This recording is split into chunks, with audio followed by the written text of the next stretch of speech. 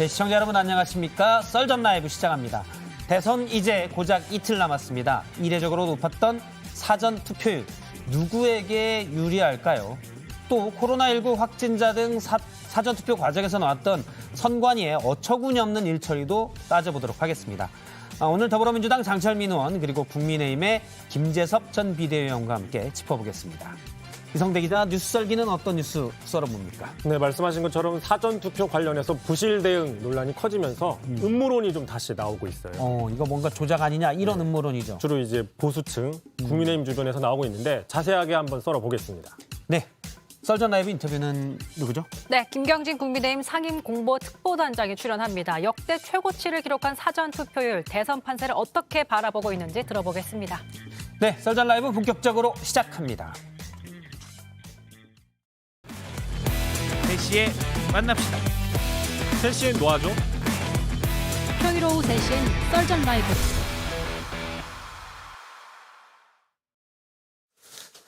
네, 날선 토크 3시에 썰전 라이브. 오늘 패널은 더불어민주당의 장철민 의원 그리고 국민의힘의 김재섭 전 비대위원이 나와 있습니다. 안녕하세요.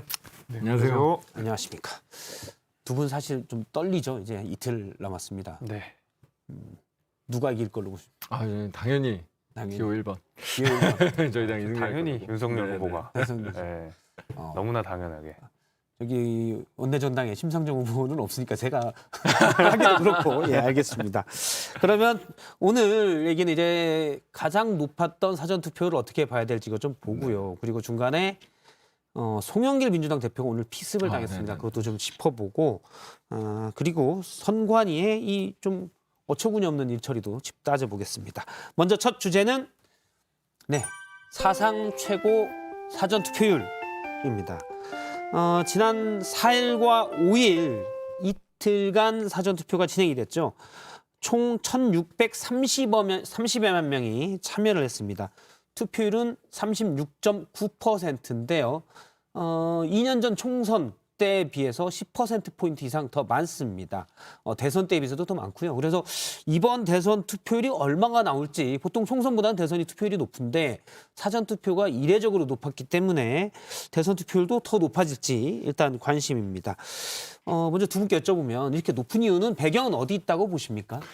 저희는 당연히 지지층 결집이라고 생각을 하고 있고요. 특히나 이번에 이제 그 대선을 앞두고 했었던 여러 조사에서도 그렇고 예. 지난번 저희가 선거를 치렀던 총선에서도 사전투표에서는 그 저희 민주당을 지지하셨던 국민들께서 굉장히 많이 투표장에 나오셨었거든요. 예. 그래서 이번에 이 지지층 결집들이 굉장히 강력하게 이루어졌다. 그럼 그 지지층 결집의 이유가 무엇이냐라고 하면 투표 전날에 이 단일화 이슈나 이런 부분들이 오히려 지지층을 더 빠르고 강하게 결집시키는 그런 효과가 있었다고 생각하고 있습니다. 안철수 후보의 단일화 역풍 때문에 지지층이 결집됐다. 네네. 예. 저는 그렇게 보진 않고요. 기본적으로 이제 사전 투표가 슬슬 정착이 돼가는 과정인 것 같아요. 이제 사전 투표 역사 길지는 않은데 예. 점점 사전 투표율이 높아지고 있지 않습니까? 특히 이제 젊은 세대들은 거의 사전 투표에 참가율이 이제 훨씬 더 높아지고 있고 이제 이런 상황이어서 아무래도 사전 투표가 정착되는 과정이라고 저는 생각을 하고 무엇보다도 이번 사전 투표율이 높은 것은 원래 이제 조금 나이가 있으신 분들, 특히 이제 국민의힘을 지지하시는 분들 중에서는 사전 투표가 부정 투표에 우려가 있다라고 해서 굉장히 꺼려하시는 분들이 그 전까지 많았거든요. 예. 네. 이번에는 윤석열 후보도 사전 투표를 했고 이준석 대표도 광주에 가서 사전 투표를 했고 저도 당연히 사전 투표를 하면서 지역에 계신 유권자분들한테 사전투표를 독려를 했을 만큼 국민의힘에서 사전투표를 좀 꺼려하셨던 분들이 대거 사전투표로 이동하셨다. 이런 게 좀 크고요. 또 이제 말씀 주신 대로 각 진영 간의 좀 심판 여론, 분노 여론들이 확실히 결집하고 있는 것 같아요. 예. 박사님 안철수 후보와의 단일화를 말씀하셨지만 반면에 전통적으로 투표율이 좀 낮았던 20대 남성들, 30대 남성들 같은 경우에 이번에 굉장히 많은 분노와 함께 투표장으로 가겠다라고 선언하시는 분들이 인터넷 여론이나 아니면은 오프라인 상에서도 많이 말씀들을 주시고 있거든요. 소위 말하는 1번남, 2번남 논란 때문에라도요. 그래서 아마 사전 투표에 조금 미진했던 사람들, 예. 조금 꺼려했던 사람들이 적극적으로 나온 그리고 그런 영향들이 이제 반영이 됐다고 생각합니다. 일단 두 분의 말씀은 우리 편이 더 많이 찍었다, 더 높게 나왔다 이건데요. 역시 이제 민주당과 국민의힘 해석이 엇갈리고 있는데 양쪽의 총괄 선대본부장 우상호 본부장과 권영세 본부장의 얘기를 차례로 들어보겠습니다. 후보 단일화 이 문제가 오히려 역풍이 불고 있다 이렇게 판단하고 있습니다. 안철수 후보의 지지층이 반발하고 있는 측면, 또 중도 부동층에서 이 후보 단일화를 부정적으로 판단하고 있는 그러한 양상들, 오히려 이재명 후보에게 유리한 국면이 형성되고 있다 이렇게 보고 있습니다. 우리 국민들께서 역대 최고의 엄청난 사전투표를 통해 정권 심판에 표를 던져주셨고 더 많은 국민들께서 3월 9일만 기다리고 계십니다. 민주당은 입만 열면 역풍이 분다고 하는데 민심의 태풍에 휩쓸려 봐야 정신을 차릴 겁니다. 네, 민주당은 단일화 역풍이다. 그래서 지지층이 모이는 거다라고 했지만 국민의힘에서는 민심의 정권교체 태풍이다라고 일단 반박을 하고 있습니다. 지역별 사전투표율을 잠깐 보도록 하겠습니다. 지역별로 보면 일단 사전투표율이 가장 높았던 지역이 전남입니다. 전남, 전북, 광주 이렇게 해서 사전투표율이 호남 지역이 가장 높았는데 물론 호남은 계속 투표율도 높고 사전투표율도 이전 선거 보면 높긴 했는데 이번에 전남이 51.5%입니다. 2년 전 총선에 비해서 15%포인트, 15%포인트가 넘게 네. 16%포인트가 높았는데 좀 올랐다고 하지만 전남, 특히 호남 지역이 더 많이 오른 듯한 모습입니다. 이건 어떻게 봐야 될까요? 그게 바로 아까 제가 처음에 말씀드린 대로 이 지지층 결집의 효과가 나타나는 게 아니냐라고 생각하는 어떤 근거입니다. 그러니까 저희가 어쨌든 지금 이 전남에서든 우리 예. 이 호남 지역 전체에서 실제로 뭐 후보의 지지를 바꿀 이런 어떤 상황은 아니고 이미 이제 결정되어 있는 이제 그런 표들이 실제로 사전투표에 더 많이 나서시고 하면서 이게 이 투표율이 사전투표율이 50%를 넘는 만큼 지금 굉장히 높게 나타난 예. 거기 때문에 확실하게 호남 지역에서 이 안철수 이 윤석열 단일화 이후에 이 결집 효과가 나타나고 있구나. 그게 이제 전국적으로 확산되어서 이 본투표까지 그 영향을 받게 만드는 게 지금 저희 이 민주당의 큰 과제인 거고 요거를 어떻게 하면 그 표로 본투표의 표로 연결시킬까가 지금 이 캠페인에서 가장 중요한 일이 아닌가라는 판단이. 그러니까 이제 사실 이번 대선이 누구나 역대급 비호감 대선이라고 하니까요. 그렇게 따져보면 민주당의 전통적 지지층에서 일부 이재명 후보는 비호감이다라고 생각했던 사람들이 꺼리다가 이 후보가 어쨌든 호남에서 지지율이 이전에 비해서는 이전 민주당 후보에서 좀 낮다라는 얘기가 있었거든요.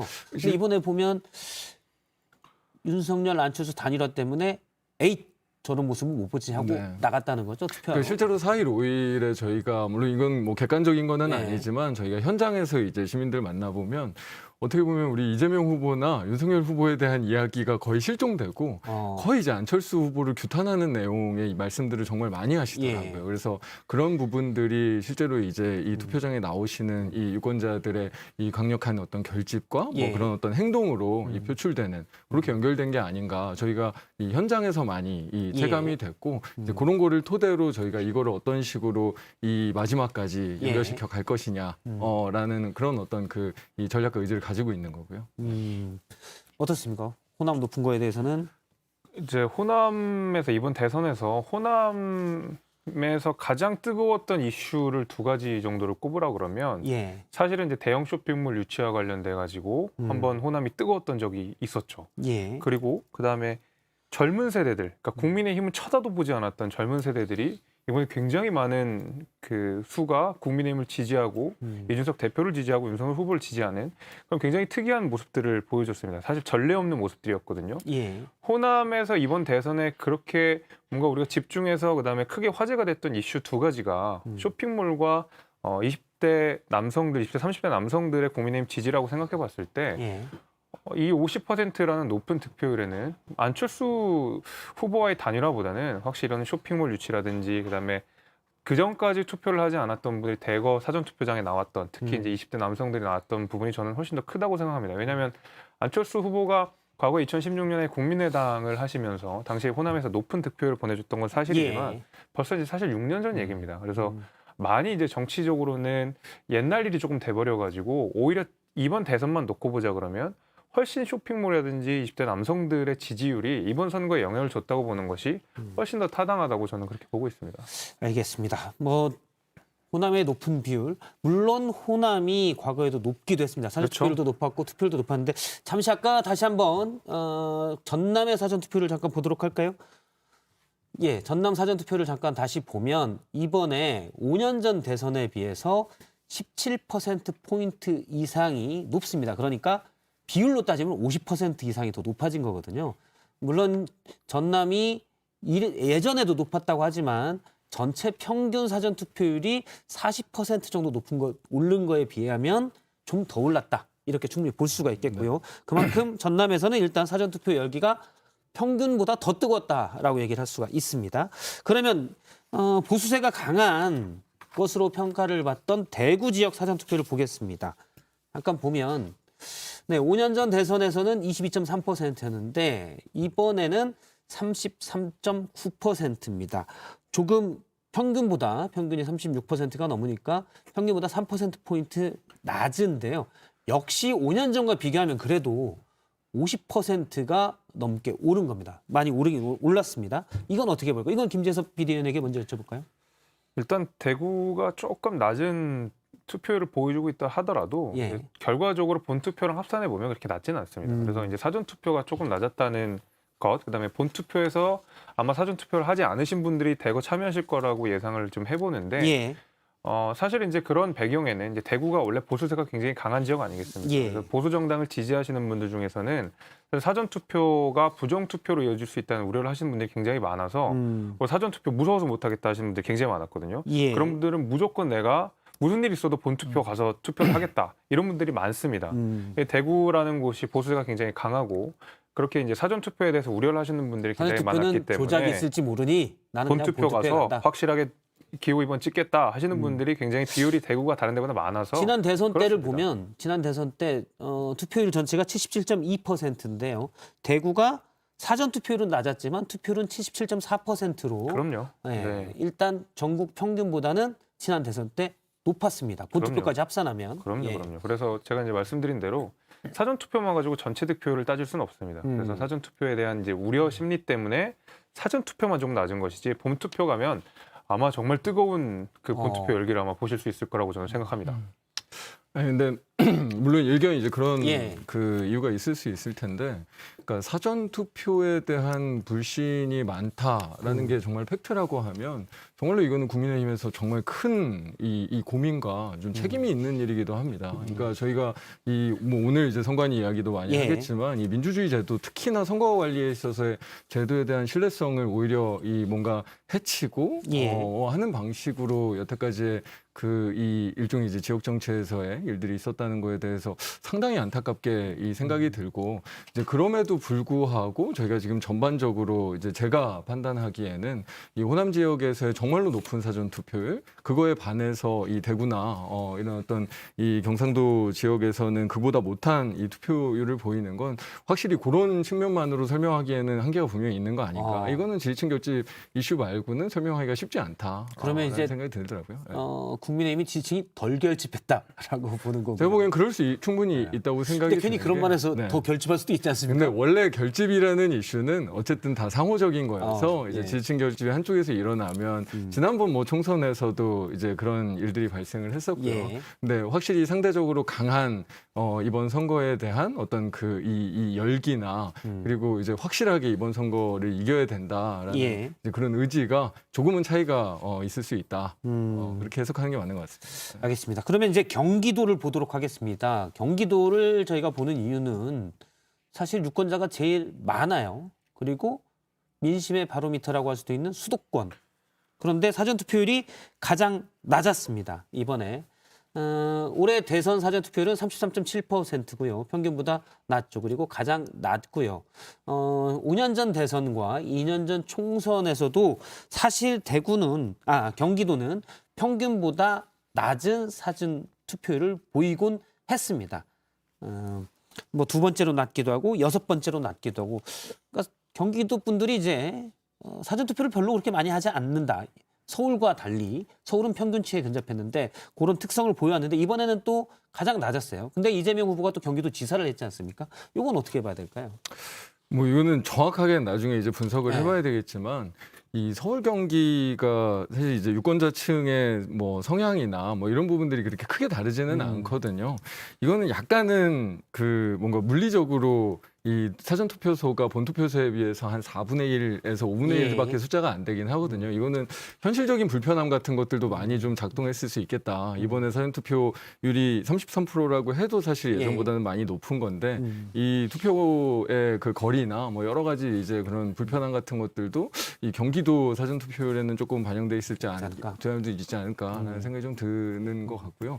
사실 수도권은 이 서울 경기 이 차이는 그거 말고는 사실 해석이 쉽지는 않습니다. 근데 신기한 게 지난 총선 때 2년 전 총선 때 보면 서울은 사전 투표율이 전국 평균보다 약 0.6%포인트 높은데 경기도는 약 3%포인트 낮았고요.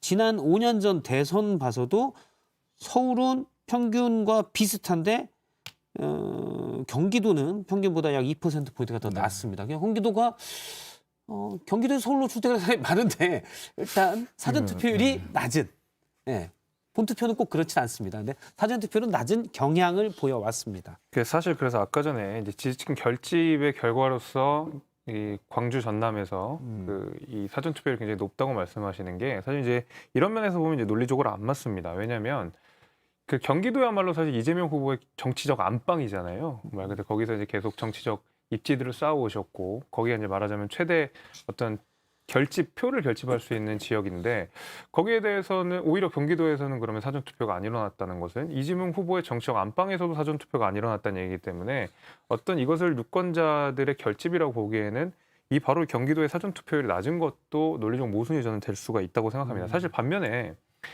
서울 같은 경우에는 뭐 낮지는 않지 않습니까? 서울 같은 경우에도 원래 민주당이 전통적으로 조금 사전투표율이라든지 아니면 본투표율에서도 대선에서는 항상 서울이 높은 지지율을 보여왔습니다. 민주당 내에서도. 근데 이번에는 오히려 경기도랑 다르게 사전투표율도 높고 서울에서 윤석열 후보에 대한 지지도 높고 이렇기 때문에 이게 지지층 결집으로 사전투표가 높아졌다는 이야기는 특히 광주와 이 전남에서 그게 높아졌다는 이야기는 바로 이 경기랑 서울에 있는 투표율만 봐도 그것이 이제 논리적으로 맞지 않다 이렇게 저는 말씀드릴 수 있을 것 같습니다. 지지층 결집이라는 게 지지 강도의 차이가 있긴 있는 거니까요. 특히나 예를 들면 저희 대전 세종 비교해봐도 좀 차이가 있는 게 대전하고 세종은 사실 인구 구성이나 그러니까 대전 분들이 세종으로 많이 또 이사를 가셨거든요. 그래서 사실 되게 비슷해야 되는데 이번 사전 투표율을 보면 또 한 이 7% 가까이 차이가 나요. 그래서 세종이 사실 굉장히 높이 44% 가까이 나왔는데 세종은 평균적으로 높았죠. 이전 선거에서도 세종이 높았습니다. 또 저희 이 민주당의 굉장히 지지 성향이 강한 곳이어서 이런 어떤 저희 그 지지 성향, 지지 강도가 굉장히 강한 분들이 사전 투표에 많이 참여했다라고 보는 게 합리적인 해석이 맞는 것 같습니다. 예,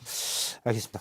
예전에 제 기억으로는 뭐 한 20년 전쯤에 대선 이럴 때는 투표율이 높으면 그땐 지역구도가 선명할 때는 투표율이 높으면 예를 들어 호남 투표율이 높으면 영남에서 뒤에 선거를 많이 넣으니까 좀 투표를 뒤에 오후 5시쯤 하자. 뭐 이런 얘기도 돌고 했었거든요. 서로 경계를 하느라고. 근데 지역구도가 지금은 좀 많이 그래도 옅어져서 그런 건 없는 것 같아요. 오히려 투표율이 높고 그러면 우리 지지층이 결집하는 거다. 이런 걸로 약간 분위기는 바뀌었습니다. 다른 얘기를 잠깐 해보면 이거 오늘 속보입니다. 많이 듣고들 놀라셨을 텐데 송영길 민주당 대표가 오늘 낮에 신촌에서 유세를 하는 중에 잠깐 영상이 준비가 됐습니다. 지금 저 영상인데요. 신촌 광장에서 유세를 하러 이동하는 중에 지금 빨간 원에 누군가 약간 베이지색 점퍼를 입고 접근하는 모습 보이죠? 지금 접근하는 저 왼쪽 원하는 왼쪽 분이 송영길 대표입니다. 둔기로 검은 비닐 봉지에 쌓여있는 둔기로 가격을 당했습니다. 지금 현장에서 체포가 됐고요.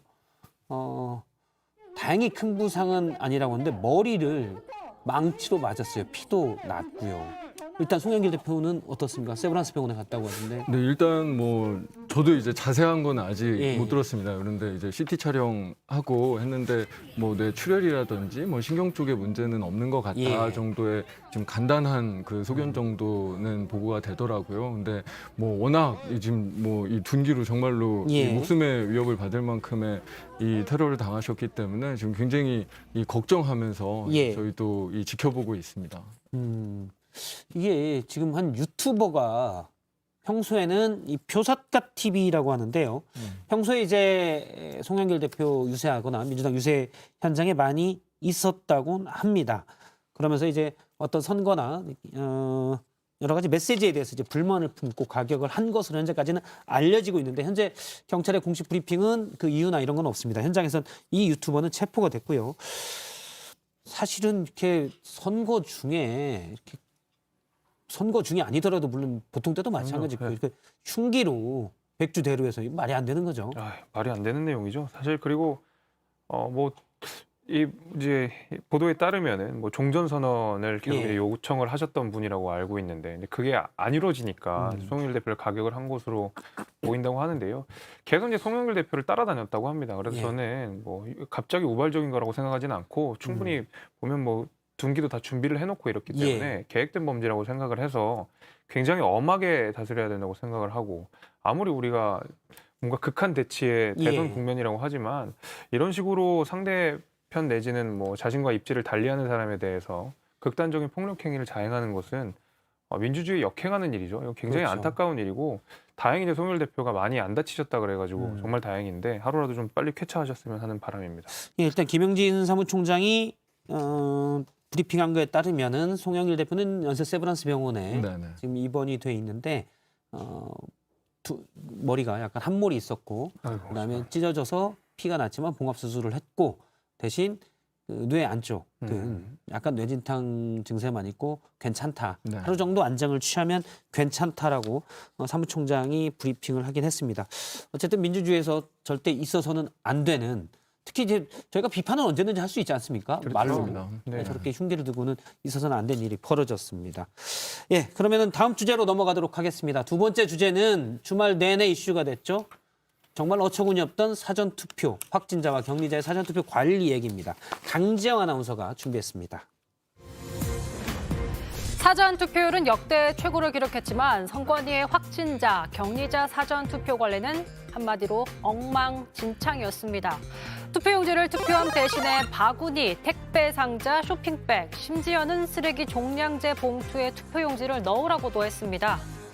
옆에 있는 봉투를 주면서 여기다 넣으세요 하는데 그 안에 다른 용지가 이미 있는 거예요. 일봉이 안 돼 있게 관리가 되고 있는 것도 좀 황당했고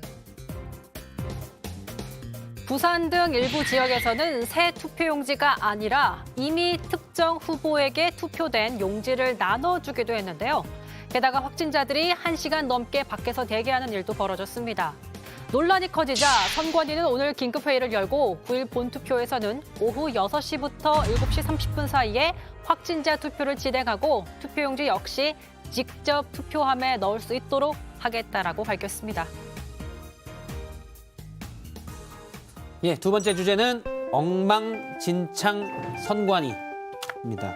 아마 확진자분들 그리고 또 격리돼 있던 분들 지난 5일에 사전 투표를 하면서 분개를 많이 했을 겁니다. 저희 JTBC에도 이제 확진했던 친구가 확진자 사전 투표를 했는데 화가 너무 났다고 전했습니다. 저희가 이제 말씀하는 중에 판넬이 하나 나왔는데요. 여기에 선관위의 네모는 네모다 그래서 어떻게 보시는지 규정하는 대상까지 또 서술까지 네모 2개로. 사실 저도 예. 엉망진창이라고 쓰고 싶었는데 네. 엉망진창이라고 하셔가지고.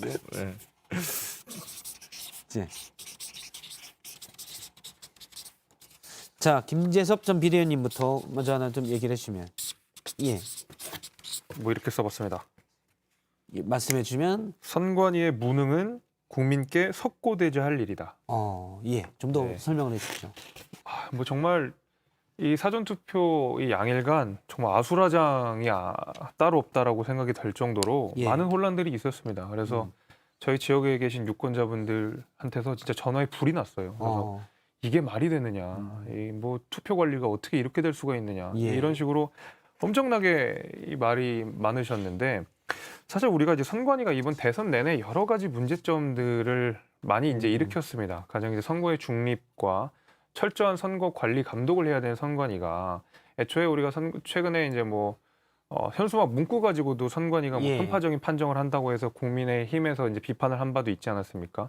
사실 그런 거 다 불필요한 논란을 만들 필요가 없는 것이거든요. 그래서 그런 것부터 일단 선관위는 불신의 이제 국민들이 불신을 하기 시작했는데 아니나 다를까 뭐 부정투표, 사전투표가 부정투표 아니냐라는 국민들의 우려도 있는 상황에서 이런 식으로 그냥 뭐 소쿠리에 표를 받아서 뭐 처분을 한다든지 예. 아니면 뭐 투표용지를 2장을 배분한다든지 내지는 기호 1번, 2번이 각각 찍힌 투표용지가 발부가 된다든지 하는 것들이 이게 과연 21세기 민주사회에서 과연 납득을 할 수가 있는 일이냐라는 생각이 든다는 것이죠. 사실 우리가 사전투표가 하루 이틀 한 게 아니지 않습니까? 예. 코로나 이 확산세가 과거에 비해서 우리가 이렇게 될지 몰랐던 것도 아니지 않습니까? 그렇죠. 충분히 다 예상을 예측할 했죠. 수 있던 일이고 얼마든지 철저하게 준비할 시간도 있었음에도 불구하고 이제 와서 저희가 미흡했습니다, 잘못했습니다 하는 것이 이미 사전투표 다 이루어진 마당에 이게 무슨 의미가 있겠냐 이 말입니다. 그래서 저는 이번 선관위가 굉장히 무능한 처사를 보여줬다고 생각을 하고 표 속부터 다 때려 고치지 않으면 안 된다 이런 생각을 분명히 갖고 있으면서 예. 분명히 국민들께 사과해야 된다고 저는 보고 있습니다. 저는 허술함에 분노한다. 분노한다. 네. 예. 뭐 아까 사실 비슷한 말씀을 주셨는데요. 이게 뭐 방금 뭐 우리 김재섭 비대위원님도 말씀하셨지만 전혀 납득할 수 없는 상황이 이 발생한 거고 이건 뭐 단순하게 그냥 뭐 무능, 부실 뭐 이런 문제가 아니라 이런 게 사실 저희가 여태까지 어렵게 쌓아오고 발전시키고 있는 민주주의 제도에 대한 불신을 예. 만들어내고 결국은 이제 그런 부분들이 사실 앞으로가 더 문제거든요. 앞으로가 정말로 뭐 아까 얘기한 이 뭐 부정선거 이야기들의 어떤 그 이 기초가 될 수도 있고 하면서 예. 정말로 우리 앞으로의 이 민주주의를 발전시키는 데는 사회적 비용을 엄청나게 많이 키우는 정말로 큰 이 거의 뭐 테러에 가까운 일이 발생했다라고 예. 생각하는 게 맞는 것 같고요. 근데 제가 한 가지 정말 말씀드리고 싶은 거는 이 신뢰라는 게 예. 쌓아가기는 너무나 어려워도 이렇게 무너지는 거는 순간이지 않습니까? 이때 이런 상황들에 대해서 우리 정치권이 정말로 이 신뢰, 이 선거 과정에 대한 신뢰가 어떻게 잘 회복될 수 있을 것인가에 대해서 함께 고민하면서 대처해야 되는데 오히려 이거를 이제 빌미로 오히려 이 선거 불신을 조장하는 이제 그런 어떤 무책임한 태도를 보여준다면 그게 이 단순한 뭐 오늘 내일의 상황을 넘어서 앞으로 우리 민주주의를 발전시키는 데는 정말로 큰 이 저요인이 될 거다. 정말 예. 민주주의 적이 될 수도 있는 그런 상황이다. 예를 들어 그러면 이 생각이 관리 네. 부실인데 네. 의도가 있다거나 그런 관리 부실에 틈타서 뭐 전형적으로 얘기하면 이런 거죠. 확진자 격리자가 투표를 했는데 기표한 투표지가 내가 봉인된 곳에 넣어야 아 이게 제대로 가서 개표소에서 개표가 되겠구나 하는데 누가 받아갔어요. 그럼 이 사람이 네. 그걸 버릴지 어떨지 뜯어보고 뭐 할지 모르잖아요. 그런 것들이 안 된 건데 이게 뭐 조작이나 이런 건 아니고 좀 일처리를 어처구니 없게 한 거다 이렇게 보시는 거죠. 국민님도 그렇게 보는 건가요? 아, 그건 물론이죠. 그래서 이제 뭐 뭔가 조작은 없을 거라고 보고. 부정선거는 아니라고 못을 후보도 박았고요. 예. 그거는 아니라고 생각합니다만은 이제 부실이라고 하는 것이 그냥 단순히 그냥 선거 관리 여기서 끝나는 것이 아니고 예. 사실 이제 그 선관위의 운영 방식이라는 것 자체가 이제 은명동 단위, 사실 우리 투표는 읍면동 단위에서 많이 이루어지는데 여기는 대부분 뭐 동사무소 직원들이 겸직을 한다든지 그때 단기나 장기 알바들을 구해서 이제 알바 형식으로 운영이 되기 때문에 기본적으로 장기적인 안목을 갖고 책임감을 갖고 운영하기 굉장히 어려운 구조입니다. 그래서 시스템 자체를 바꾸지 않으면 사실 부실 투표의 논란은 앞으로도 계속 일어날 수가 있거든요. 이제 그런 면에서 이번에 사실 선관위가 가진 여러 가지 뭐 허술함이라든지 무능이라든지 예. 시스템 상의 부실함 같은 것들이 다 완천하게 드러났기 때문에 이번을 계기로 정말 시스템을 정비하지 않으면 말씀 주신 대로 이게 선거의 꽃이 투표와 민주주의의 꽃이 선거와 투표고 그것을 최종적으로 파수꾼 역할을 하는 것이 선관위이기 때문에 이거를 지금 계기로 바꾸지 않으면 앞으로도 국민들이 민주주의 특히 대한민국 투표에 관련된 신뢰를 보내기 굉장히 예. 어려울 것 같다는 생각이 있습니다. 일단 뭐 많은 분들이 이런 생각을 하실 수가 있습니다. 아, 그냥 투표함에 넣으면 되지. 그러니까 확진자들 그리고 격리자들이 사전투표 5일날 사전투표할 때 따로 별도로 사전투표를 했는데 그냥 같이 투표함에 넣으면 되지. 왜 소쿠리, 봉투, 쓰레기 봉투, 뭐 소포 박스 이런 데 기표지를 넣도록 했냐. 조항이 있습니다. 공직선거법 151조 2항에 투표에 있어서 투표구마다 저희가 이제 그래픽을 준비했는데요. 예. 투표구마다 선거구별로 동시에 두 개의 투표함을 사용할 수 없다라는 얘기가 있습니다. 지금 나오고 있는데요.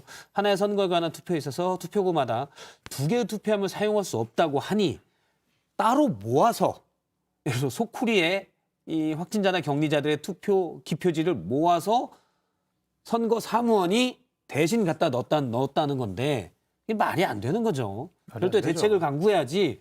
그거 어떻게 믿습니까? 제대로 넣을지. 사실 말도 안 되는 면입니다. 말도 안 되는 거죠. 예. 알겠습니다. 그런데 원래 선관위는 원래 확진자가 이렇게 많이 나면 어떻게 할래? 라는 우려가 예전부터 제기가 됐습니다. 한 달 전부터 제기가 됐는데 당시에 선관위는 호언장담을 했습니다. 그때 얘기 잠시 들어보겠습니다. 서울 같은 경우가 가장 발병률이 높고 제일 많으니까 전체 전국 100만 명으로 볼 때 서울이 한 20만 명 정도가 되는데 그 서울 투표소로 분산해서 평균 한 20명 남짓이 나오는데 이게 투표소마다 확진자들이 뒤죽박죽 이제 편차가 있을 거 아닙니까? 그러면은 플러스 마이너스 100으로 볼 때 100%로 볼 때 20명을 더해서 40명까지 되는 데를 가정할 수가 있죠. 그런 경우라도 40분 이내 시간이면 다 투표를 마칠 수 있고 예, 40명까지 한 투표소당 투표를 할 수가 있는데 40분 정도면 할 수 있다. 이게 약 한 달 전에 선관위 사무총장이 국회에 나와서 걱정하지 마세요 라면서 했던 말입니다. 근데 이제 현장에 갔던 분들 얘기 들어보면 한 명 투표하는데 그러니까 격리자들의 사전 투표의 경우 약 3분 정도 걸렸고 밖에 줄 세우고 소쿠리에 투표용지 받아서 엉망진창이었다. 그렇게 너무 잘 맞지도 않는 산수로 호언장담했었던 것 같아요. 네, 정말로 아니라고 무책임하다라고밖에 볼 수 없죠. 예, 그렇죠. 그렇죠. 이제 그 선거 이게 시뮬레이션을 아마 돌려서 저런 얘기를 했을 텐데 예, 그럼 가장 보수적으로 해야 되는 거거든요. 훨씬 더 많이 걸릴 거다고 예상을 하고 여기서 아까 전에 이 확진자 수는 플러스 마이너스 100명 해가지고 40명까지 예상을 했는데 예. 왜 시간은 그런 식으로 안 했는지 그리고 사실 2월 9일이면 확진자가 폭증하던 때입니다. 당연히 예. 사전투표에 많을 것이라고 지금보다 그전보다 훨씬 더 많이 투표할 거라고 예상도 분명히 다 되고 이때 누구나 다 예상을 했고 당시 야당 의원들이 여기에 대해서 집요하게 질문을 많이 했었는데 지금 아까 전 화면 보시면 너무 태연하게 다 저희는 준비되어 있습니다. 예. 걱정하지 마십시오. 사실 이런 태도잖아요. 원래 제가 알기로는 3시간, 그러니까 확진자와 격리자들의 별도 투표 시간을 처음에 국회에서는 네, 3시간 정도 줘야 된다 이런 얘기가 나왔었잖아요. 네, 네. 그런데 결국은 이제 1시간 반으로 줄어들었고 그건 선관위가 이 정도 시간이면 충분하다 그래서 그런 거죠. 뭐 저 구체적인 내용까지는 네. 잘 모르겠는데 저희도 원래 굉장히 큰 이 시간을 부여하고 또 이제 완전한 구분을 예. 통해서 이 방역과 이 선거 관리 업무를 잘 조화롭게 해야 된다라는 그런 목표에서 사실 복개전까지도 하고 했었던 부분인데 이번에 그런 실무적인 준비를 하면서 선관위가 정말로 절대로 있어서는 안 되는 정말로 무능한 모습을 보여줬다. 이건 아예 이론의 여지가 없는 것 같습니다. 물론 격리자들의 투표를 별도 시간을 많이 주게 되면 개표도 늦어지게 되고 그러면 뭐 밤늦게까지 당시 개표하는 날 9일 날 밤늦게까지 일해야 될 분들도 많고 또 비용도 더 많이 들겠죠. 저도 사실 그날 이제 밤 12시 넘어서 일을 해야 되는데 네. 그래도 이게 뭐 그럼요. 매달 하는 선거도 아니잖아요. 반장 선거도 아니고 그럼요. 당연히 원칙에 맞게 제대로 시간을 주고 제대로 준비를 해야 되죠. 그렇죠. 그러니까 뭐 그리고 그럼에도 불구하고 어제 뭐 보도 보니까 중앙선거관리위원장은 출근도 안 하셨다 그러고 아직까지도 뭐 확신에 차 있는 이거 뭐 본투표 때 어떻게 했습니다.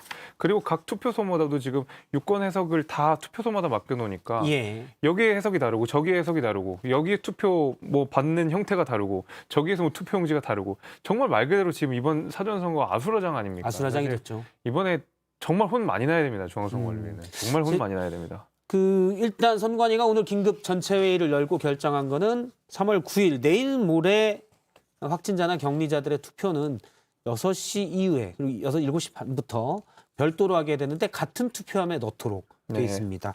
사실은 우리가 여러 가지 참관도 하고 투표함을 봉인하는 거는 신뢰잖아요. 그렇습니다. 그냥 날 믿어라 이게 아니라 당신이 투표한 게 안전하게 개표될 겁니다라는 신뢰인데 소쿠리에 다른 사람이 받아간다는 건 있을 수가 없는 일이죠, 사실. 예. 그런 부분에 대한 전혀 생각이 없었던 거고. 근데 문제가 또 있습니다. 오늘 조선일보에서 나왔던 사례인데요. 사전투표 하려고 어떤 분이 예를 들어 부산에서 서울의 A씨인데요. 서울 강동구 A씨인데 줄 밖에서 이제 오늘 이제 확진자에서 신분증을 제출한 후에 투표를 대기하다가 관리도 허술하고 밖에서 대기하다 보니까 날씨도 춥고 해서 그냥 집에 갔다고 합니다. 그런데 본투표 이제 나중에 9일 날 본투표를 해야 해야지 하고 생각하고 있는데 선관위에 나 본투표 가능하죠? 라고 물으니까 신분증을 제출할 때 투표용지가 당신께 발부가 됐습니다. 당신이 투표했는지 안 했는지 모르니 본투표는 불가능합니다. 라고 대답이 왔다고 합니다. 이거 난처할 것 같아요. 뭐 이분에 대한 선관위 해명도 전혀 납득할 수는 없습니다. 네, 실제로 기표나 투표 형태가 이루어지지 않았는데 예. 어떻게 보면 뭐 투표용지 발부 같은 것들은 그냥 선관위 행정사무 같은 거잖아요. 그렇죠. 이제 그걸로 이 본투표 자체를 제한한다는 거는 사실 이건 선관위가 완전하게 이 잘못 일 처리를 하고 있는 거죠. 지금 나오는데 해당 투표소에서 선관위 얘기는 당시 대기한 사람들이 200명 정도 있어서 그러니까 신분증을 다 받아서 이 사람들 투표용지를 다 발부를 했어요. 200명하고 나눠줬어요. 근데 나눠주려고 하는데 몇 명은 춥고 막 줄 서라고 하고 이거 좀 뭘 신분증을 가져가 짜증나니 그냥 가버렸거든요. 그런 게 7장이 있답니다. 네네. 근데 이 사람이 200명 중에 이 7명이 누군지를 모르는 거죠. 물론 7명은 저예요 라고 할 수 있지만 이 사람이 맞는지 아닌지 확인이 불가능한 겁니다. 기표지에는 이름이 안 써 있으니까요. 그게 확인이 불가능해요. 이거 어떻게 해야 돼요? 그러니까 이게 선관위가 이럴 땐 또 보수적으로 해요. 아까 전에 이런 시뮬레이션 예측할 때는 정말 과감하게 다 할 수 있습니다 이런 태도인데 이런 해석과 관련돼서는 또 굉장히 피해 안 보려고 자기네들이 다치지 않는 방식으로 늘 해석을 해왔거든요. 예. 중앙선거관리위원회가 사실 이제 그랬습니다. 이제 사실상 준사법기관이기 때문에 중앙선관위가 유권 해석을 굉장히 많이 하게 되고 저희 같이 이제 실제로 선거를 뛰는 사람들은 선관위의 말만 기다리고 있거든요. 이거 예. 되는지 안 되는지. 그런데 선관위의 말에 따라서 뭐 정치인들도 움직이고 뭐 참관인들도 움직이게 되는데 사실 이거는 선관위의 무능으로 인해서 발생한 사례 아니겠습니까? 그럼에도 불구하고 유권자에게 사실 우리는 발급을 했으니 투표권 못 드립니다. 예. 투표권은 우리가 헌법에서 규정된 그 헌법 24조에 규정되어 있고요. 제일 큰 헌법 1조에 규정된 우리 민주주의 근간인 국민이 주인이다라고 하는 가장 기초적인 근본적인 투표 행위입니다. 민주주의 행위인데 그걸 선관위의 어떤 실수로 인해서 제한한다? 이거 사실 유권자들이 납득 못할 겁니다. 이거는 분명히 선관위 책임지고 해결을 해야 되는 문제입니다. 근데 뭐 애매할 것 같아요. 사실 선관위가 애초에 일을 엉망진창으로 한 건 맞고 이 부분은 난감하긴 할 것 같습니다. 선관위 책임인데 그렇다고 그래 다시 투표하세요라고 했는데 알고 보면 또 이 중에 어떤 분은 사실 투표해놓고 또 할 수도 있고 그럴 가능성을 완전히 배제할 수는 없기 때문에 난감한 부분이 있는 것 같아요. 애초에 이제 물론 선관위 잘못이죠. 네, 알겠습니다. 그러면 이제는 오늘 후보들의 일정과 말들을 한번 따져보도록 하겠습니다. 강정 아나운서가 썰픽으로 준비했습니다. 선거운동 막바지 유세 현장 후보들의 말을 정리해봤습니다. 상위부터 보시죠. 양당 모두 부자 감세의 혈안. 먼저 오늘 청주를 찾아 유세를 펼친 심상정 정의당 후보입니다. 부동산 문제를 언급하며 특히 양당의 부자 감세를 저격했습니다. 두 양당 후보들 지금 부동산 부자들을 위한 감세에만 혈안이 돼 있어요. 이 두 분에게는 집 없는 44%의 서민들 내 집 마련을 꿈도 꿀 수 없는 우리 청년들에 대한 그런 배려는 일도 없어요, 여러분. 이렇게 양당이 10%를 위한 정치만 해왔기 때문에 대한민국이 10%의 국가가 된 거 아닙니까, 여러분? 이후 심 후보는 화성, 수원, 안양, 구로를 순서대로 방문할 예정인데요. 노동자와 청년들 중심으로 만남을 이어갈 예정입니다. 2위 보시죠. 윤석열의 거친 입. 격해지는 유세전. 그 가운데 윤석열 국민의힘 후보가 이렇게 말했습니다. 이 부패하고 버르장머리 없는 이런 이재명 민주당의 이 썩은 패거리들 집에 보낼 수 있습니다, 여러분.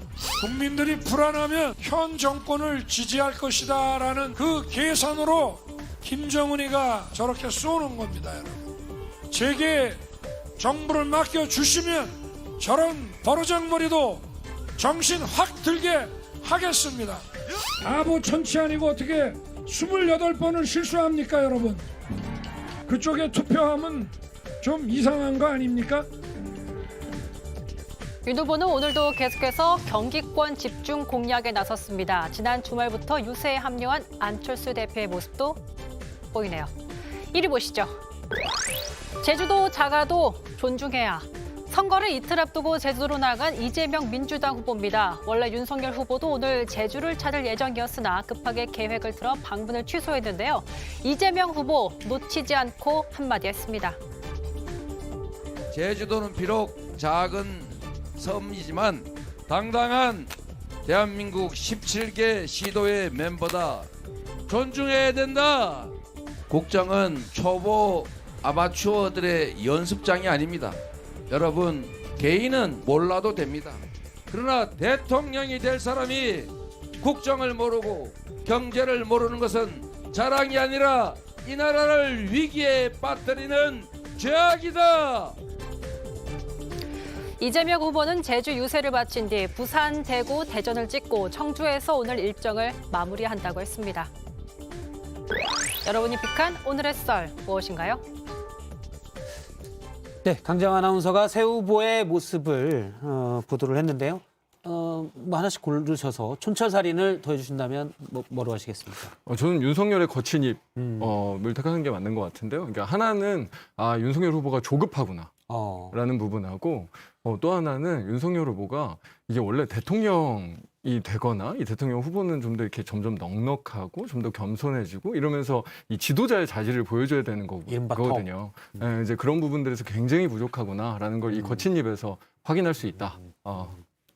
사실 이제 정치인이라고 하는 사람들은 유권자의 마음에 따라갈 수밖에 없잖아요. 그리고 지금 정권 교체 여론이 뭐 조금 오르락 내리락 하더라도 대부분 이제 50%가 넘었었던 게 기본적인 이제 경향인데 그 50%라고 하는 것은 사실 문재인 정부에 대한 심판 여론. 내가 문재인 정부를 정말 심판해야 되겠다. 혼을 내줘야 되겠다. 이렇게 분노하는 국민들의 심리가 있거든요. 그 심리를 윤석열 후보가 좀 발맞춰서 가다 보니까 다소 좀 거친 메시지들이 좀 나오고 있습니다. 심지어 지금 윤석열 후보의 지지율이 정권 교체 여론보다 좀 낮은 수준이기 때문에 그걸 이제 끌어올리는 작업이라고 생각을 하는데 원래 저는 좀 넉넉한 승리를 위해서는 아직까지 투표장에서 누구를 찍어야 될지 결정 못하신 분들이 있기 때문에 그런 분들을 위해서라 그러면 이제는 조금 더 유한 메시지를 내주시는 편이 더 좋지 않을까라고 저는 생각합니다. 역시 국민의힘의 청년 정치. 윤석열 후보 좀 거친 건 좀 더 순환을 하는 게 좋겠다라고 얘기를 했습니다. 사실 뭐 참 김재섭 비대위원에게도 제가 뭘로 고르시겠냐 미리 얘기 들었는데 이걸로 같이 얘기를 하시겠다고 해서 그걸로 들은 걸로 가름을 하겠습니다. 다음은 마지막 주제를 보도록 하겠습니다. 마지막 주제는 김만배의 난놈과 커피. 둘 다 나온 얘기입니다. 녹취록에. 뉴스타파가 보도를 했죠. 지난해 9월 화천대유 대주주 김만배 씨와 전 언론노조위원장인 신앙림 언론노조장이 만나 나눈 대화를 공개했는데 김만배 씨가 일단 윤석열 후보에 대해서 얘기한 부분이 있습니다. 잠깐 그 부분 들어보겠습니다. 윤석열이가 네가 조우영이야 이러면서 윤석열한테서 윤석열이가 보냈단 말이야? 그럼 그 커피 뭐 하면서 뭐 몇 가지를 했더니 보내주더래. 그래서 사건이 없어졌어. 박영수가 그러면 윤석열하고 통했던 거야? 윤석열이를 데리고 있던 애지. 아니 데리고 있었기 때문에 통했지. 그냥 봐줬지. 일단 부산저축은행 사건에 당시 대장동에 대출을 나서했던 법조 브로커 조우영 씨, 브로커 조우영 씨에 대해서 박영수 변호사와 친분이 있던 윤석열 후보가 봐줬다라는 취지의 녹취입니다. 지금까지는 사실 뭐 녹취록, 이 문자로 돼 있는 거에 대한 어떻게 보면 정치적인 공방이 있지 않았습니까? 근데 이렇게 음성 파일이 정확하게 나오면서 저는 이거를 진짜 전 국민이 한번 들어보셔야 된다고 생각하거든요. 이걸 들어보면 이 대장동이 시작된 이 부산 그 저축은행 대출 비리 문제가 어떻게 대장동을 시작하게 했고 이 건을 이 박영수 윤석열 그 당시에 이제 이 윤석열 후보는 중수부 이 과장이지 않았습니까? 이거를 봐주기 수사를 하면서 어떻게 대장동을 키우게 됐나 그 부분에 대해서 정말 국민들께서 확실하게 아실 수 있을 거다. 그 실체적 진실이 정확하게 드러났다라고 생각이 들고요. 잠깐만 더 말씀드리면 사실 이 조영 씨는 사실 그 이후에 그 예보에서 이 수사를 이해해서 실제로 이 부분이 뭐 10억을 뭐 받으시고 이런 부분이 정확하게 드러나서 다 형사처벌이 됐거든요. 나중에 그 부분을 형사처벌이 됐죠. 부산저축은행 그 대규모의 수사를 하고 하면서 이 몰랐다는 건 사실 말이 안 되고 이건 명확한 봐주기 의혹, 그게 완전한 진실이다라는 부분들에 대해서 이번에 정말로 아예 이론의 여지 없이 드러났다. 이 녹취가요. 2021년 9월 15일에 생긴 예. 녹취입니다. 2021년 9월 15일이면 다들 기억하시겠지만 이미 대장동 의혹이 전 언론에 다 보도가 되는 시점이었었어요. 대장동 의혹이 제가 찾아보니까 9월 13일에 일단 그렇죠. 대대적으로 보도가 그럼요. 됐습니다. 그 이틀 뒤에 있었던 녹음이라는 거거든요. 과연 그러면 이 녹음의 신뢰성을 우리가 확보할 수 있느냐라고 저는 생각을 해보면 이미 9월 13일 대장동 의혹이 다 퍼졌습니다. 당시 성남시에 이런 의혹이 있었고 뭐 누가 몇 천억을 먹었고 막 이런 내용들이 이미 언론사에 다 보도했는데 김만배 씨가 사실 수사에 임하기 전에 수사를 받기 전에 9월 15일에 그 어떤 범죄 당사자가 이것을 윤석열 후보도 아니고 다른 자기들끼리 한 얘기를 이 말의 신뢰성을 우리가 어디까지 믿을 수 있느냐를 저는 알아야 된다고 생각합니다.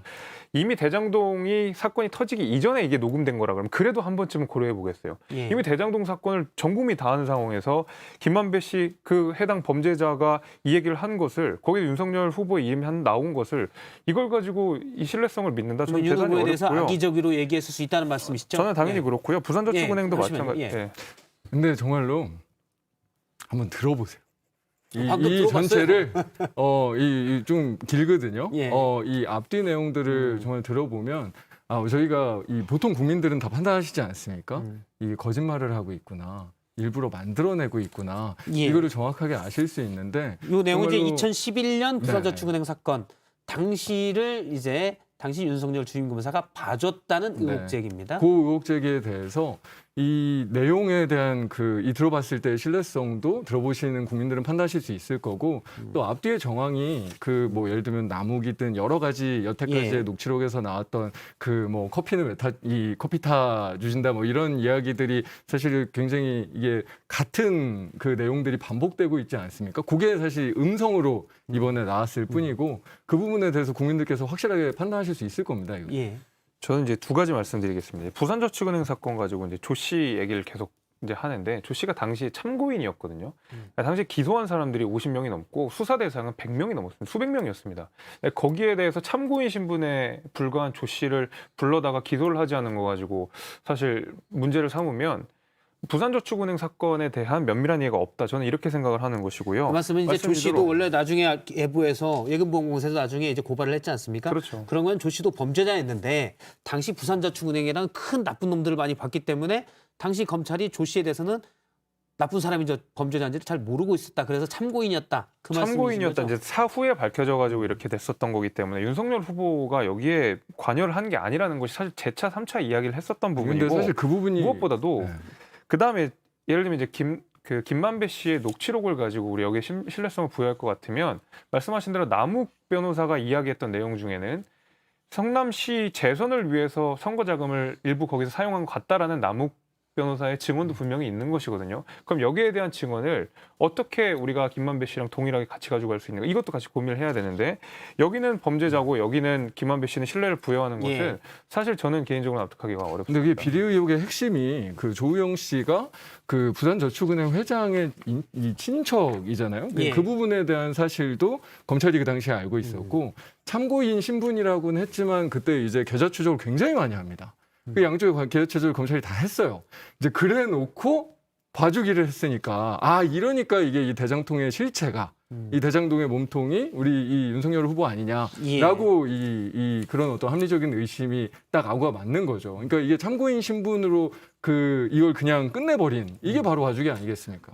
글쎄요. 봐줘서 참고인으로 끝냈다는 아니 얘기예요. 합리적 의심으로 따질 것 같으면 당시 이제 대구로 좌천이 됐던 윤석열 검사와 성남시 시장으로 있었던 이재명 후보가 둘 중에 누가 더 화천대유 이 대장동 사건의 의혹이 더 가까운지는 합리적으로 의심하면 당연히 근데 이재명 후보입니다. 예보에서 사실은. 예금보험공사에서 단순히 드러난 자료만으로도 서울지검으로 이거를 넘겼던 거거든요. 근데 사실 그거를 중수부가 몰랐다? 이건 사실은 말이 안 되죠. 이재명 후보와 관련된 사실 의혹도 차고 넘칩니다. 그러니까 지금 윤석열 후보와 관련된 사실 이 참고인 신분에 불과했던 조 씨를 가지고 왔었던 예. 이제 문제가 좀 크게 만드시려는 것 같은데 오히려 이재명 후보에게 향한 의혹은 훨씬 더 크고 많다. 이제 그 말씀. 일단 저희가 하나 더 들으려고 하는 게 사실은 김만배 씨가 이건 김만배 씨의 얘기입니다. 녹취에 준비를 했었는데 시간이 없어서 말을 못 듣겠고 이재명이는 난 놈이야라는 발언을 하게 됩니다.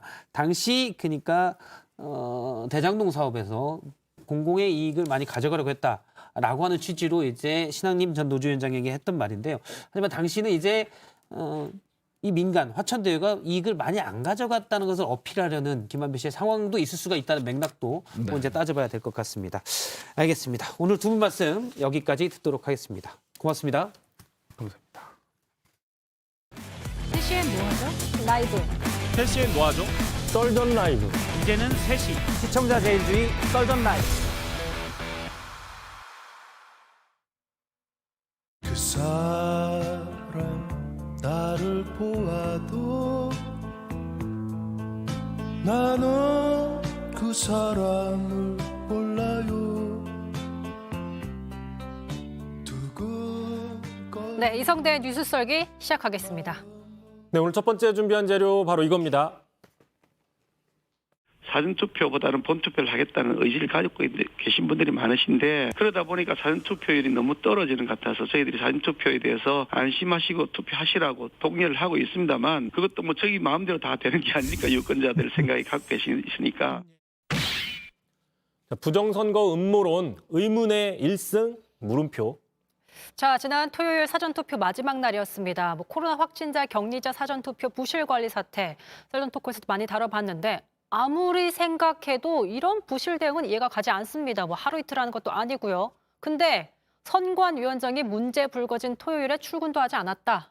그렇습니다. 일단 이 부분은 분명한 거는 모든 책임은 1차적으로 최종적으로 선관위에 있다는 점이고요. 또 이 부분에 대해서는 여야 모두 한 목소리로 비판을 하고 있습니다. 또 말씀하신 것처럼 토요일 날 사태가 벌어졌는데도 중부처 책임자가 이후에도 상황 관리를 하지 않았다 이런 측면들 책임론이 나오고 있는데 자, 눈에 띄는 건 일단 이 문제를 바라보는 그 입장차가 좀 있습니다. 특히 국민의힘 안팎에서는요. 이 선관위도 문제가 있지만 국민의힘 지도부가 좀 안이한 대응을 하고 있다. 이 부분도 문제를 삼고 있습니다. 자, 그렇기 때문에 국민의힘에서는 지금 문 대통령의 사과와 노정희 선관위원장의 사퇴까지 요구하고 있습니다. 그러니까 이 정도로는 안이한 대응이라고 보고 있는 거죠? 그렇습니다. 일부 강경 지지층 입장인데요. 좀 격앙된 반응을 보이고 있는 거예요.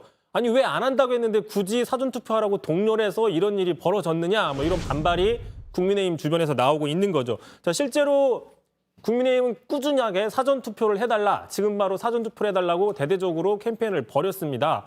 여러 차례 분석들이 나왔지만 이런 박빙 구도에서는 사전투표에서 지지층을 결집하고 이런 측면들이 필요하다라는 거고요. 또 선거 당일날 혹시나 어떤 그 지지층이었던 코로나에 또 민감하잖아요. 고령층들이. 어떤 이런 분들이 투표장에 나오지 못할 가능성 이런 것들 때문에 사전투표를 많이 이번에 홍보를 해왔고요. 실제로 윤 후보도 소개드렸지만 지난주 부산에서 그다음에 이준석 대표는 광주에서 이렇게 투표를 했습니다. 자, 윤 후보도 직접 사전투표를 독려 여러 차례 했었죠. 들어보시죠. 지금 부정선거 걱정을 하시는 분들이 많아서 당일 투표만 하시겠다고 하는데 그러다 보면 투표를 못할 수가 있습니다. 여러분 걱정하지 마시고 사전투표 해 주십시오. 저도 첫날 사전투표 하겠습니다, 여러분. 자, 하지만 여권 지지층 성향보다 보수 성향, 그러니까 범보수 성향 지지층이 사전투표에 더 부정적이라는 조사가 이미 나왔습니다. 아무래도 부정선거 음모론의 영향 꺼리고 있다라는 분석들도 나왔잖아요. 네, 그렇습니다. 말씀하신 것처럼 보수 일각, 특히 일각에서는 여전하게 이 사전투표가 조작될 수 있다, 부정선거 가능성이 있다 이런 음모론들이 많이 있다라는 거죠. 그래서 이제 꺼려하고 있는데 대표적으로 황교안 전 대표 같은 경우에는 아예 당일날 투표를 해달라고 신문 광고까지 냈습니다. 상당히 이게 당 입장과도 공식적으로 배치가 되잖아요. 그리고 또 이 광고들은 또 선관위에게 고발을 당하기도 했습니다. 허위사실 유포로. 하지만 선관위의 이런 부실 대응, 부실 관리 사태가 터지면서 당 안팎에서는 이런 세력들의 주장이 오히려 역설적으로 힘을 실어준 게 아니냐. 거봐라, 우리 주장이 맞지 않았느냐. 이런 주장들이 나오고 있다는 거죠. 당장 오늘 국민의힘 게시판에만 보면요. 자, 사전투표 보이콧하자. 그다음에 빨리 헌법 소원을 하든지 대통령 선거에 사전투표에 무효 소송을 내라. 그다음에 부정선거 방지 대책을 철저히 하겠다고 당 지도부들이 얘기해놓고서는 사전투표를 독려해놓고는 이런 사태가 벌어졌다. 이렇게 당 지도부에 대한 원망의 목소리들이 나오고 있습니다. 자, 국민의 입장에서는 안 그래도 사전투표하기 싫다는 지지층들을 설득하기 힘들었을 텐데 이런 글들이 올라오고 이런 상황이 터지다 보니 더 난감해진 상황일 것 같습니다. 특히 이제 그러다 보니 당내에서는 이제 책임 공방도 좀 벌어질 가능성이 있어요. 대표적으로 지난 총선 이후에 꾸준하게 그 부정선거 주장을 해왔던 그 민경욱 전 의원이죠. 자, 이렇게 얘기를 했습니다. 사전투표는 부정선거의 몸통이다. 그래서 당일 투표를 해야 된다고 내가 2년 동안 목이 터져라 외쳤는데 김기현 원내대표는 사전투표하지 말라는 사람은 우리에게 도움이 안 된다라고 얘기를 했었다. 자, 이제 와서 책임을 질 수 있느냐라고 김기현 원내대표에게 또 화살을 돌리고 있고요. 특히 이제 오늘 오전이었습니다. 국민의힘 선대본부에서 기자들한테 이런 문자를 보냈어요. 자, 윤석열 대통령 후보의 명의를 도용해 윤석열 후보 대국민 성명서를 게재한 자유대한민국 수호 블로그 관계자를 허위 조치로 고발했다 이렇게 얘기도 했습니다. 자, 고발한다는 저거 내용이 어떤 내용이죠? 자, 이게 어떤 내용이냐면요. 윤석열 후보가 사전투표에 했었던 확진자들 투표를 무효로 하자. 만약에 이게 일반 사전투표랑 섞여서 구별하기 힘들다면 사전투표 전체를 아예 무효하자라는 주장을 했다는 거죠. 이게 만약에 사실이면 엄청난 상당한 그 파장이 일어나는 거지 않습니까? 그런데 보시는 것처럼 이 주장의 성명서 알고 보니 가짜였다라는 거죠. 자, 이런 가짜 성명서가 올라온 곳이 어디냐면 아까 보신 것처럼 자유대한민국 수호 블로그인데 제가 직접 한번 들어가 봤습니다. 어떤 곳인지.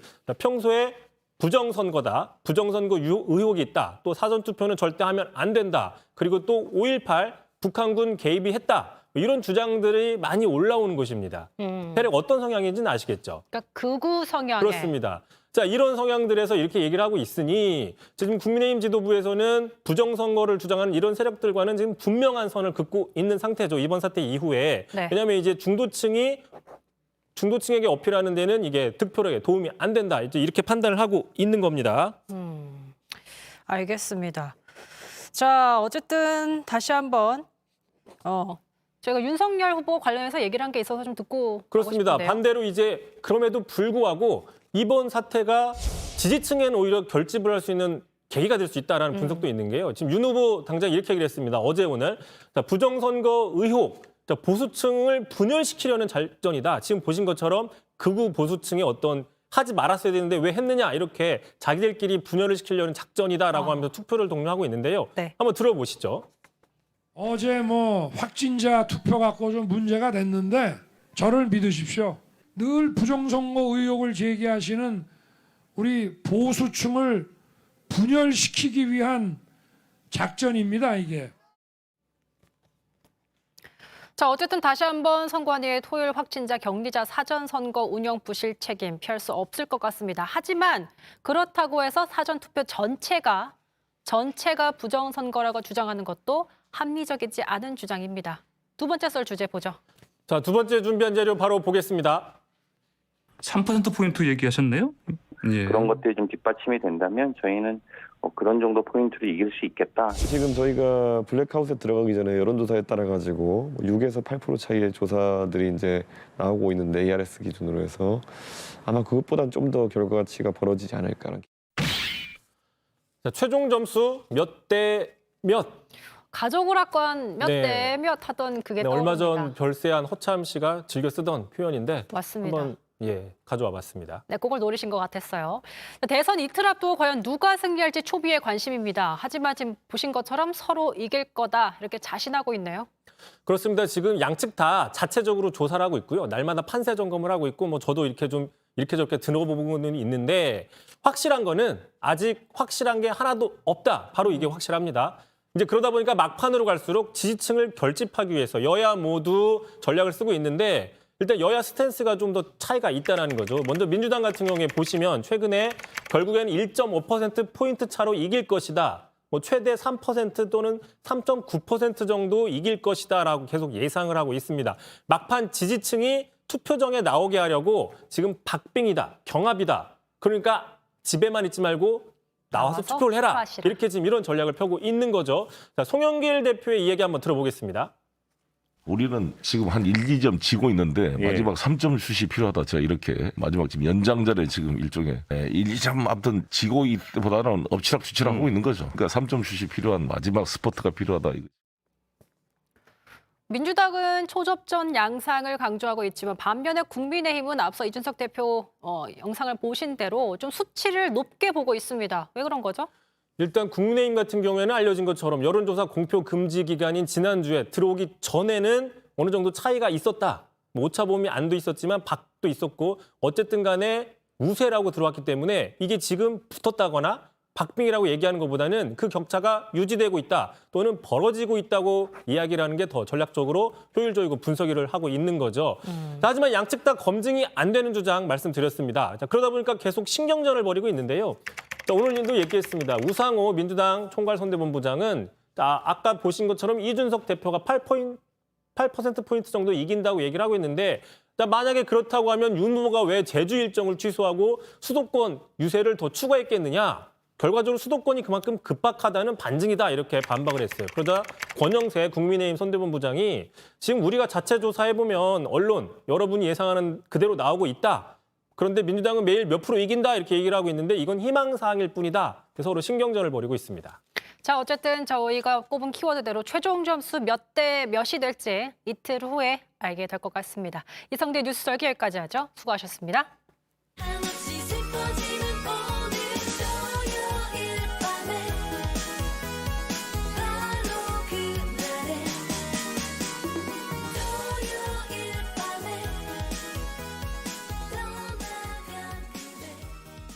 예, 대선 이틀 남았죠. 저희가 썰전 라이브 인터뷰에서는 더불어민주당과 국민의힘, 이재명 후보와 윤석열 후보 측의 인사들을 차례로 인터뷰하고 있는데요. 오늘 김경진 국민의힘 선대본 상임공보특보단장을 인터뷰하고 내일은 더불어민주당의 정봉주 전 의원을 인터뷰를 하도록 하겠습니다. 먼저 오늘 김경진 공보특보단장입니다. 일단 단장님은 안녕하십니까? 네, 안녕하세요. 사전 투표로 하셨나요? 아니면 본 투표하실 예정인가요? 사전 투표했습니다. 사전 투표하셨어요? 예, 첫날 한 9시쯤 집사람과 같이 했었는데요. 예. 9시인데도 줄 많이 섰더라고요. 특히 이번에 사전 투표율이 높았고 호남이 높았습니다. 네. 예. 광주 출신의 우리 김경진 담당님이 보시기에는 호남이 높은 이유는 왜 그렇다고 보십니까? 우선 지금 윤석열, 안철수 두 분의 단일화 때문에 예. 이재명 후보 또 민주당을 도와줘야겠다라고 하는 호남 내부의 일반적인 정서가 좀 결집을 했다. 그래서 사전투표율이 높았는데 예. 그와 동시에 호남 내에서는 이제 이재명을 도와주겠다고 하는 이 정서가 높아지면서 예. 동시에 호남 내부에서 또 도저히 이번에는 이재명 찍을 수 없다. 이번에는 반드시 윤석열이 대통령이 돼야 된다라고 하는 이 유권자들 층에서도 이쪽이 결집을 하니까 이쪽도 동시에 결집을 한 거예요. 그래서 호남은 결집의 에스컬레이트가 이렇게 되면서 지층 결집이 많이 됐다. 예, 양쪽으로 결집. 그러면서 사전 투표율이 높아졌다 이렇게 봐야 될 것 같습니다. 근데 호남의 이준석 대표는 늘 호남의 2030 유권자들의 생각은 윗세대들과 좀 다르다. 윤석열 후보 지지가 높다라고 하는데 네. 광주에 지역구를 하셨고 광주에서 태어나신 김경진 단장님 보시기도 그렇습니까? 맞는 얘기고요. 근데 가까운 사람 중에 2030이 있습니까? 근데 2030 아들을 두신 분들이 많이 있죠. 그 말씀은 아버지의 전달로는 뭐 그럴 수도 있죠. 오염될 가능성이 있는데요. 그럴 수도 있죠. 예. 근데 어쨌든 제가 직접 듣는다기보다 전에 듣는 경우의 예. 수는 맞고, 근데 제가 이제 대화나 통화를 하시는 분들 중에 민주당 열렬 지지자들도 많으세요. 예. 아들은 좀 다르다 뭐 이런 얘기들도 있어서 이제 그런 부분을 가지고 간접적으로 느낄 수 있는 대목들이 있죠. 나는 민주당 지지하는데 예를 들어 이제 광주의 호남분 뭐 장년층에서는 나는 민주당 열렬 지지하는데 내 아들은 내 말을 안 들어 이런 말씀을 많이 듣는다는 말씀이시군요. 그런 얘기가 분명히 있죠. 그리고 또 한 가지는 제가 누차 반복했지만 조국 사태 이후로 예. 이번 작년 이제 서울시장 재보궐선거도 마찬가지고 이번 선거도 마찬가지고 호남 또는 호남 출신 출향민 중에서도 예. 선거가 민주당에 대한 관점이 이게 옳고 그름의 정의의 문제다라고 인식을 하신 분들이 꽤 있으세요. 그래서 민주당은 국민들을 속이는 집단이고 이 집단에 대해서는 반드시 심판이 있어야 된다라고 생각을 하시는 분들 중에는 이번에는 어떤 경우의 수든지 간에 민주당을 찍어서는 안 된다. 심판해야 된다. 이 생각이 있으면서 사실은 이번에 호남 내에서 윤석열 안철수 단일화로 인해서 역풍 결집 그리고 그 결집에 대한 또 역풍 결집 이런 것들이 상승작용을 계속해서 일으켰다 이렇게 보시면 됩니다. 그러면 상승작용을 통해서 이른바 속된 말로 쌤쌤 될 거다라고 보십니까? 큰 틀에서 볼 때는 예. 그 지금 대체로 여론조사 지지율 흐름이 나오는 그 수치의 비율만큼 결과적으로 나올 거다 이렇게 보고 있습니다. 지금 이제 김경진 특보단장이 보시기에는 그 수치 비율은 지금 윤석열 후보가 우세하다고 판단을 하고 계시는 거죠? 호남에서 우세하지는 않죠. 이게 전체적으로요? 전체적으로는 그럴 겁니다. 전체적으로 그렇고 호남에서는 대략 이제 한 60%에서 65% 정도가 이재명 지지일 거고요. 예. 대략 윤석열 지지가 한 20에서 30 정도 나올 거라고 보고 있습니다. 그러면은 상당히 많이 나오는 건데 윤 후보 입장에서는요. 네. 일단 뭐 이준석 대표가 호언장담했던 부분에 일부 그런 영향은 있을 거다라는 김경진 단장님의 현재 주장입니다. 그렇습니다. 일단 뚜껑은 사실 열어봐야 알고. 이틀밖에 안 남았으니까요. 이틀 후에 보시면 되죠, 뭐. 그렇죠. 이틀 뒤에 저희 대선 특보에 11시 50분부터 나오니까요. 예. 그때 혹시 틀렸으면 저를 냉철하게 한번 뭐라고 해주시고요. 알겠습니다. 제가 맞으면 제가 맞았다고 호언장담을 하겠습니다. 그때 11시 50분에 네. 앞서 나왔던 장철민 의원과 같이 나오실 예정인데 네. 그때 제가 또 진행을 하니까 그때 보시면 알겠군요. 그때 틀리면 이제 호남 지지율만 가지고 밥을 사겠습니다. 호남 득표를 가지고 밥을 사겠습니다. 25% 정도를 할까요? 그 정도 하시죠, 뭐. 알겠습니다. 이거 방송에서 이러면 안 되는데. 네. 예, 알겠습니다. 그때도 듣도록 하고요. 다른 얘기를 잠깐 해보도록 하겠습니다. 이번에 선관위가 사전투표, 확진자와 격리자의 사전투표 관리를 너무 못해서 비판이 많습니다. 이걸 어떻게 보시나요? 일단 구조적인 문제점이 있어요. 선관위 자체가 중앙선관위원장은 지금 대법관이 하지 않습니까, 보면. 예. 그리고 선관위원장은 대부분 이제 대법관이나 아니면 대통령이 지명한 분들 또 국회에서 추천한 분 일부가 지금 하고 있는 거고요. 지역의 선관위원장들은 법원장이나 법원의 판사님들이 이제 선관위원장을 하고 있고 그래서 대외적인 얼굴 또 그다음에 어떤 형식상의 수장은 법관들인데 문제는 실질적인 어떤 역할이나 의사결정은 선관위에서 합니다. 선관위의 사무처에서. 예. 근데 이건 헌법상의 일종의 독립기구거든요. 보면 행정부에서도 독립해 있습니다. 예. 사법부에서도 독립해 있고 입법부에서도 독립해 있습니다. 그런 상황이고 또 근데 실제로 선거 관리 업무를 현실적으로 손발이 돼서 하는 사람들은 구청이나 동사무소의 행정공무원들이 이걸 하고 있습니다. 그래서 명목상의 어떻게 보면 헤드들, 얼굴들하고 실질적인 의사결정을 하는 선관위 사무처하고 그다음에 실제 이걸 집행하는 동사무소 공무원들, 행정공무원들하고 지방행정공무원들하고 이게 사문화가 돼 있습니다. 특히 이게 이 선관위 사무처 같은 경우는 헌법상 완전히 독립 조직이다 보니까 업무 감시의 일종의 사각지대 아닌 사각지대고 그러다 보니까 이분들이 업무에 대한 타이트 긴장성이 좀 많이 떨어집니다. 선관위의 기강이 해해졌다는 말이군요. 쉽게 말하면. 조금 이렇게 안 좋은 표현을 하면 그렇게 표현할 수도 있겠습니다. 그래서 사실은 이번 사태 같은 경우도 도저히 국민들이 납득할 수 없는 상황이고 한 달 전에 국회에서도 이 논란이 계속해서 있었지 않습니까? 보면 당신네들 어떻게 준비하고 있느냐 그게 맞느냐라고 했을 때 선관위 사무처장이 이거 맞습니다. 걱정하지 마십시오라고 정말 큰소리 쳤지 않습니까? 그렇죠. 딱 해보고 나니까 완전히 지금 틀렸던 거 아니겠습니까? 시간도 뭐 너무 그렇게까지 필요 없다. 저희가 앞서 이제 당시 영상을 봤지만 그런 얘기까지 했는데 동사무소 사진이 다른 거죠. 그 선관위 지침을 받은 공문을 받은 동사무소 공무원이 보고 나서 이거 사고 생긴다. 세상에 이렇게 허술하게 선거 관리를 하는 데가 어디냐라고 일선의 행정 집행하는 행정공무원을 그렇게 생각을 했는데 그럼에도 불구하고 선관위를 밀어붙였다는 거 아니겠습니까? 법대로 투표함이 관내 하나만 있어야 되니 그렇게 해야 된다라는 주장이었죠. 예, 알겠습니다. 이 얘기를 따져보도록 하겠습니다. 지금 선거 이틀 앞두고 어제 뉴스타파가 보도한 내용 때문에 좀 상당히 소란스러운데 국민의힘 내부에서는 어떻게 보십니까? 이른바 윤석열 2011년 주인검사가 부산저축은행 사건의 주인검사가 당시 저축은행 브로커 조유영 씨에게 커피 타주고 봐줬다. 이거죠. 바리스타 의혹이 있습니다. 그냥 민주당만 소란스러운 거고요. 이재명 후보만 소란스러운 거고요.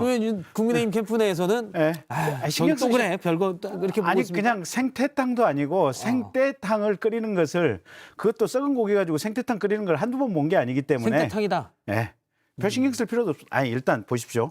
윤석열 후보께서 이렇게 얘기를 했지 않습니까? 아니 대장동에 대한 의사결정은 2015년 어간부터 이루어졌었는데 2015년은 자기가 박근혜 대통령한테 찍혀가지고 지방검찰청으로 좌천돼서 이 시골에 가 있던 시기다. 대구에 가 있던 시기다. 그런데 시골에 좌천되어 있던 검사가 무슨 성남시장이라고 무슨 경기도지사라고 대장동 관련해서 무슨 설계라든지 의사결정은 이 김만배, 남욱 일당하고 최종적으로 이재명 시장 또 성남시 도시개발공사의 유동규 이런 사람들이 다 했지 않습니까? 물론 제가 볼 때는 그런 게 있습니다. 그러니까 대장동에 계약된 거 당시에 대장동 개발 사업은 2015년에 이렇게 됐는데 네. 그건 맞는 말씀인데 민주당에서 주장하는 거는 2011년에 부산저축은행의 대장동 사업에 대한 당시 남욱, 정영학 등의 이른바 아니, 패밀리에 대한 대출이 없었으면 그 씨앗이 없었지 않을까냐.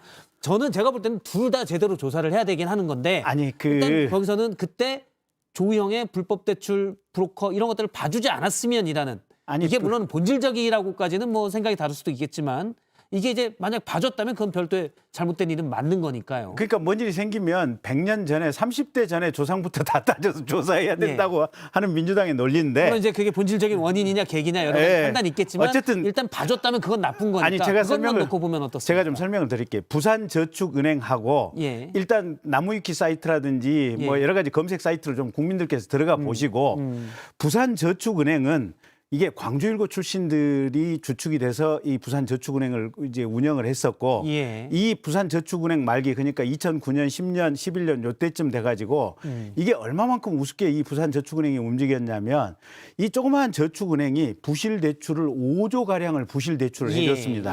그것도 한 200여 개 이 SPC 회사 페이퍼 컴퍼니를 만들어서 페이퍼 컴퍼니를 만들어서 한 개의 페이퍼 컴퍼니당 적게는 1,000억, 많게는 한 5천억에서 7천억까지 부실 대출을 해줬던 거고요. 특수목적법인이 이제 뭐 사업을 하게끔 한데 사실상 페이퍼 컴퍼니가 되는 거였죠. 예. 그래서 이 한 5조 가량을 날려가지고 그 수없이 많은 국민들이 피해를 봤었고 그때 대검 중수 이과장이던 윤석열 검사가 주축이 돼서 대검의 연구관들 그다음에 중앙지검 검사들 한 20-30명 정도가 파견이 돼서 부산저축은행에 대한 수사를 해서 수없이 많은 사람을 구속시키고 처벌을 했었던 사건들이고요. 그때 당시에 이 저축은행의 뭐 회장 뭐 그다음에 대표이사 그 관련되는 사람들 깡그리 징역을 보냈습니다. 부산저축은행 사건이 대장동과 별개로는 있지만 그래서 당시 윤석열 주인검사가 대장동의 몸통이다. 이거 이제 민주당이 일단 주장인데 이것과 별개로 당시 주인검사로서 혹시 중수이과장이 때 모시고 있던 중수부검사의 박영수 선배의 요청에 의해서 봐준 일이 있지 않냐. 그러니까 그거는 당시 검사로서 해서는 안 될 일을 한 거 아니냐. 이 부분에 대한 의혹은 남을 수가 있거든요. 아니 그 부분은 어떤 건지. 지난번에 무슨 그래서 조영 씨를 봐주지 않았냐. 그러니까 무슨 커피 타주고 뭐 어쩌고 했지 않았냐라고 하는 건데 윤석열 당시 중수이과장은 이 사건을 총괄하는 의미에서의 담당 주임이었다는 얘기고 지금 문제의 조모 씨라고 조영 씨요? 그분과 관련된 것은 박땡땡 검사라고 하는 별도의 분이 주임검사였다고 하는 거고 그래서 윤석열은 총괄 감독자였다. 그리고 그 조 누구에 대한 부분은 박모 검사가 또 따로 있었다라고 하는 거. 차중만 일단 박모 검사라고 김만배 씨가 얘기를 합니다. 그래서 이거는 말도 안 되는 얘기를 가지고 지금 이재명 후보 본인이 대장동과 관련해서 국민의 심판을 받을 시기가 다가오니 지금 제2의 생태땅을 끓이고 있는 것이다. 이렇게 보고 있는 겁니다. 알겠습니다. 일단 녹취록 어제 음성으로 나온 파일에 대한 그거에 대해서 김경진 특보단장님은 생태탕이다라고 얘기를 했습니다. 아니 그거 작년 9월 15일인가 녹음했다고 하는 건데 아니 진즉 풀지 이렇게 공방이 있을 거면 선거 이틀 전에 이거 뭐 까서 어쩌다니 그리고 일단 뭐 뉴스타파의 판단이고요. 녹음 대화 상대방이라고 하는 분이 민주당의 비례대표 공천 신청했던 분 아닙니까? 알겠습니다. 내일은 또 민주당의 정봉주 전 의원의 얘기를 또 들어보도록 하겠습니다. 오늘 말씀 고맙습니다. 고맙습니다. 3시엔 뭐하죠? 이제는 3시. 3시 하면 썰전 라이브. 썰전 라이브 계속됩니다. 임종주 전문위원의 썰 들어보는 순서입니다. 임종주 전문위원이 스튜디오에 나왔습니다. 오늘 어떤 얘기 가지고 오셨습니까? 네, 선관위의 사전투표 부실 관리 문제 다시 한번 따져보지 않을 수 없을 것 같습니다. 우선 이번 선거의 사전투표가 역대 최고치를 기록하지 않았습니까? 선관위가 그런 국민적 참여 열기에 완전히 찬물을 끼얹은 것입니다.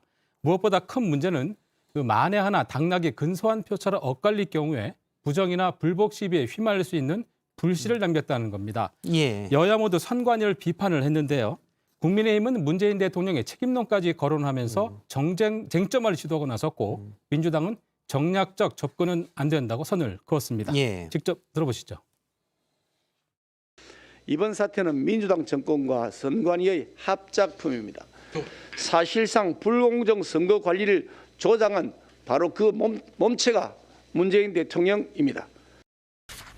이 문제에 대해서는 저희도 한 목소리로 질타를 했습니다만 이 문제가 선거 쟁점이 되어서 어느 쪽에 유불리를 만들 그런 사안은 아니라고 보여집니다. 선관위가 사실은 안이하게 대응을 했다는, 안이하게 준비했다는 지적이죠. 네, 그렇습니다. 어제 공개된 국회 회의록을 보면요. 선관위는 지난달까지만 해도 최악의 상황에 대비해서 세밀하게 준비하고 있다 이렇게 답을 했습니다. 상당히 자신만만한 태도였는데요. 그러나 막상 뚜껑을 열어보니 준비는 허술하게 짝이 없었고 예측은 크게 빗나간 것입니다.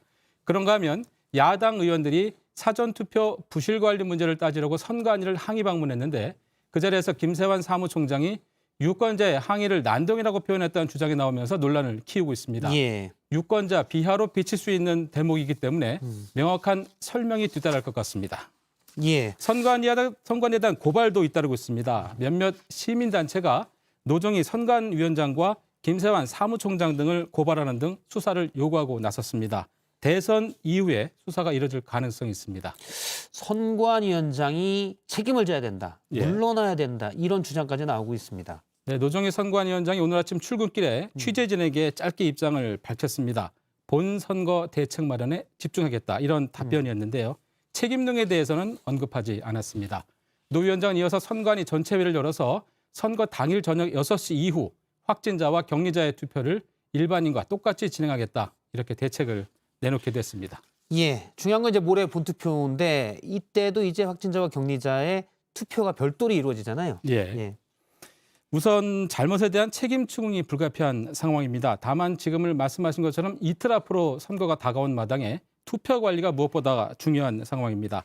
사전 투표 때와 같은 중대한 실수가 되풀이돼서는 안 될 겁니다. 그리고 나서 진상조사 결과에 따라 선관위가 어떤 식으로든 응분의 책임을 지는 모습을 보이는 게 마땅하다고 볼 수 있겠습니다. 네, 임종주 전문위원의 썰이었습니다.